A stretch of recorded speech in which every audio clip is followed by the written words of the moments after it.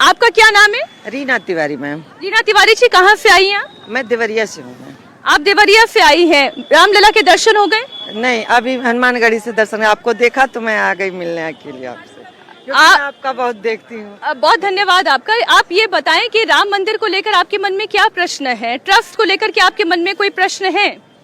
जी ma'am, क्या ये प्रश्न है कि मतलब ये ऐसा क्यों हुआ, क्यों इन लोगों ने ऐसा किया? आखिर हमें सबको तो मिलता जाता था, सबकी जरूरतें पूरी होती थी, तो फिर इन लोगों ने ऐसा क्यों किया?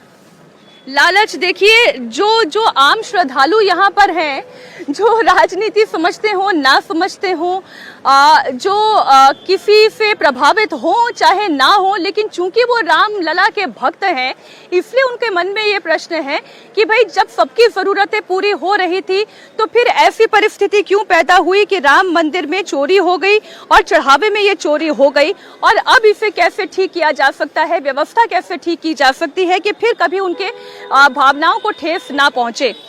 अभय हमारे साथ लगातार जुड़े हुए हैं। अभय, एक और जो बड़ी खबर आज निकलकर सामने आए और विश्व हिंदू परिषद की ओर से भी जो कदम उठाया गया, ये चाहे वो संजय सिंह हो, आम आदमी पार्टी के नेता, चाहे कांग्रेस पार्टी के नेता प्रियंका गांधी वाड्रा हो, या फिर अगर तमाम नेताओं की बात की जाए, वो अखिलेश यादव हो, जो कि अगर हम कहें कि इस पूरे मामले में तो दरअसल निमेरो उनो तो वही थे, सबसे पहले उन्होंने इस खबर को लोगों के सामने रखा।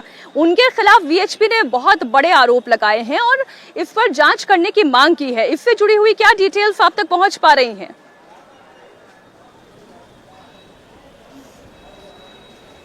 देखिए, बिल्कुल आज वीएचपी ने जो लेटर लिखा है उसमें जांच की मांग की है कि जिस भी तरीके के आरोप लग रहे हैं, तमाम तरीके के नेता जो बातें कर रहे हैं, चाहे वो ज्वेलरी को लेकर हो, गोल्ड को लेकर हो, इन तमाम चीज़ों के लिए बयान दर्ज किए जाने चाहिए, जांच की जानी चाहिए, और इसी को लेकर ये पत्र लिखा गया है। अब इसके अंदर जो जांच की मांग की गई है उसमें किस तरीके का कोई संज्ञान लिया जाता है, ये फिलहाल देखने वाली बात होगी, क्योंकि फिलहाल अभी एसआईटी का जो फोकस है वो अनिल मिश्रा, चंपत राय और गोपाल राव के ऊपर है। इनके जो बयान रिकॉर्ड किए गए हैं उनको इस वक्त स्टडी किया जा रहा है।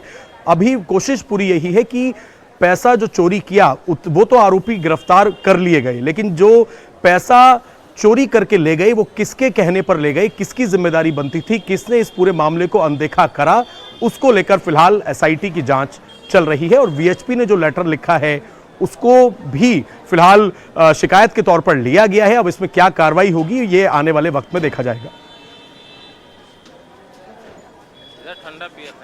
बिल्कुल, आप बने रहे हमारे साथ। स्वामी परमानंद गिरी महाराज ने इस पूरे मामले के बारे में क्या कहा, क्योंकि जैसे ही वो लैंड किए हैं एयरपोर्ट पर ही मीडिया की भीड़ वहां पर मौजूद थी, उनसे सवाल पूछ रही थी। ट्रस्ट की इस बैठक को लेकर उन्होंने क्या कहा, चढ़ावे में चोरी को लेकर उनकी क्या बात है, वो आपके सामने रखते हैं।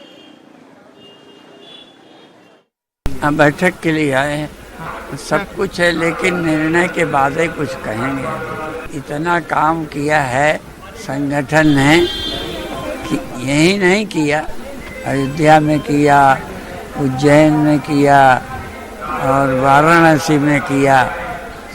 इतने लोग आने लगे कि कमरे बड़े महंगे जाने लगे, रिक्शे वालों का काम चल गया, सारे लोगों का काम बना है। बड़े उत्साह की बात, जो कसर होगी फैसले के बाद आगे जो बाकी है उसका और हो जाए।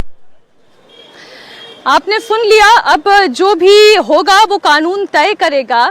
और ये खबर सामने आ जाने के बाद खासतौर पर जो संत समाज है वो बहुत निराश हुआ है और सबको धक्का पहुंचा है। आप सोचिए जरा, 80-80 साल जिनकी उम्र है, 86 साल जिनकी उम्र है, वो इस लड़ाई से जुड़े रहे हैं, इस संघर्ष से जुड़े रहे हैं, इतने वर्षों की उनकी तपस्या है, उस तपस्या के ऊपर दाग लग जाना, ट्रस्ट के ऊपर दाग लग जाना, ये आहत कर रहा है संत समाज को भी।